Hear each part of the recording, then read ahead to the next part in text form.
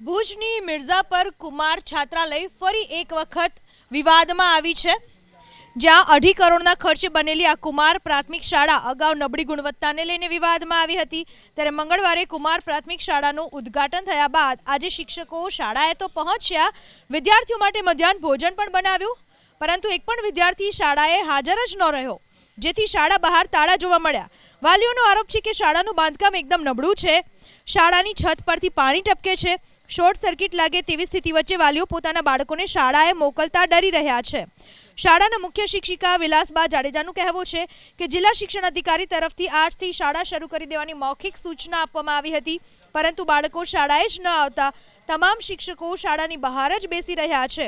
તો જિલ્લા શિક્ષણ અધિકારીનું કહેવું છે કે શિક્ષણ મંત્રીની મુલાકાત બાદ થર્ડ પાર્ટી મારફતે રિપોર્ટ તૈયાર કરી ગાંધીનગર મોકલવામાં આવ્યો હતો, જ્યાંથી શાળા શરૂ કરવા માટે આદેશ આપવામાં આવ્યા છે। જિલ્લા શિક્ષણ અધિકારીનું એવું પણ કહેવું છે કે શાળામાં ચોપડી અને બાકડા સહિતના સાધનો બાકી છે, એટલે 16મી માર્ચે વિદ્યાર્થીને નવી શાળામાં બોલાવવાના રહેશે, પરંતુ શિક્ષકો 10મી માર્ચે જ શાળાએ પહોંચી ગયા।